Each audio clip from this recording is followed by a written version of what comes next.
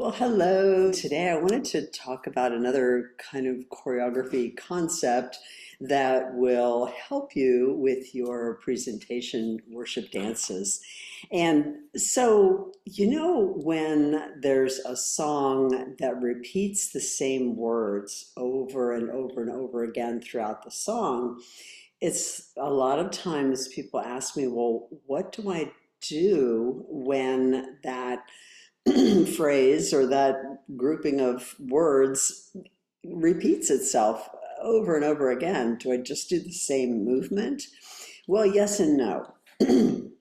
What I recommend is, how a song will kind of crescendo and it'll get, stronger, at a certain point in the song, maybe in the middle or towards the end of the song, it gradually builds and builds and crescendos. So what I recommend is starting off with the movement very, very simply.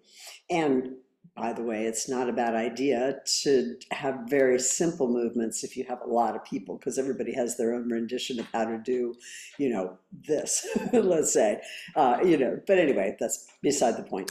So I would recommend starting out very simply. If you build on that, the next time the words repeat, make it a little different.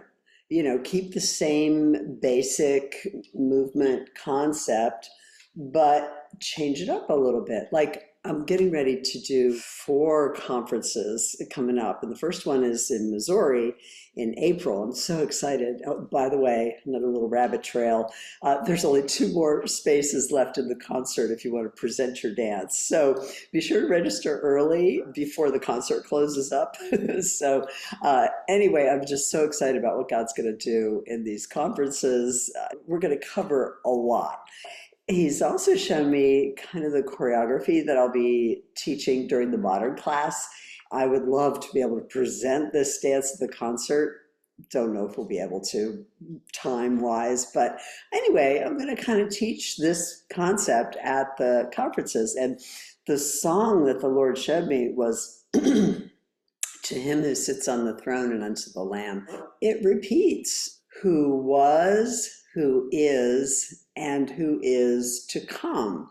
So what I kind of saw was doing like the dancers be lined up and have them turn to the side and kind of indicate arms, and pointing kind of in that direction, who was. And then who is, they're kind of pointing or indicating straight ahead, and who is to come is like over there, right? So very simple, very, very simple. And then, arms overhead or turning around. Then maybe the next time we do it, who was, and you point over there and maybe do a contraction and straight. And who is, pointing there and contraction and straight, and then over there, same thing. And then again, the next time, maybe do it who was, contraction straight, walk, walk, and who is, contraction straight, and walk, walk, and who is to come, contraction straight, walk, walk. And maybe another time, add a turnaround.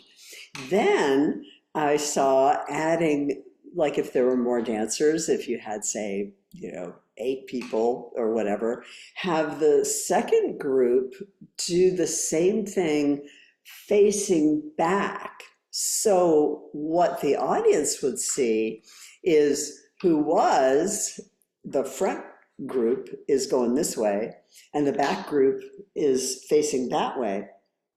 And so they're doing the exact same movements, but going kind of in opposite directions.